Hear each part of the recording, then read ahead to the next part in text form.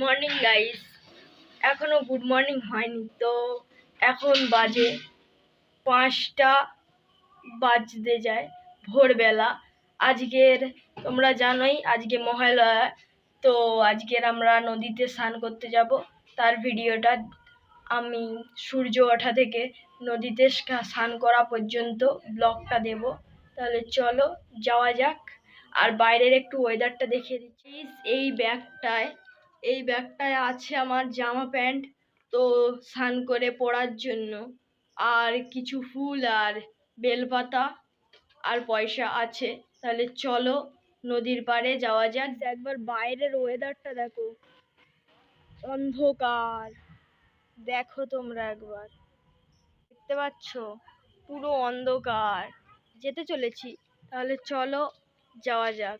Finally আমরা নদীর ধারে চলে এসেছি, এবার স্নান টান করবো, দেখাবো। আমি এখানে ফুল, বেলপাতা আর চাল আর ডাল আর পয়সা নিচ্ছি। এইটা নিয়ে ডুবতে হয়, তাই জন্য আমি নিচ্ছি, দেখাচ্ছি। তো দেখে নাও তোমরা। এই করবো স্নান টান করে নিয়ে। স্নানটা দেখাতে পারবো না, কারণ এটা এখন অন্ধকার হয়ে আছে, স্নানটা দেখাতে পারবো না। তো তাহলে স্নান টান করে এসে তোমাদের সঙ্গে দেখা। আমার স্নান করা হয়ে গেছে, আমরা সবাই স্নান করতে এসেছি মহালয়ায়, দেখতে পাচ্ছ সবাই মিলে আছি। তো গাইস, এবার আমরা ঘরের দিকে রওনা দেবো। তাই ভয় লাগছে যে ফোনটা যদি পড়ে যায় কি হবে। আমার দাদুর কষ্টের ফোন, তো পড়ে গেলে একটা দুঃখ তো লাগবে। এই ভাইটার কি আনন্দ হচ্ছে, এ বলছে যে আমি দীঘায় স্নান করতে এসেছি। কেমন হাসছে দেখো একবার তোমরা। এই ভাইটা বায়না করছিল আমি ধূপটা মাটিতে গাড়বো। তাহলে চলো।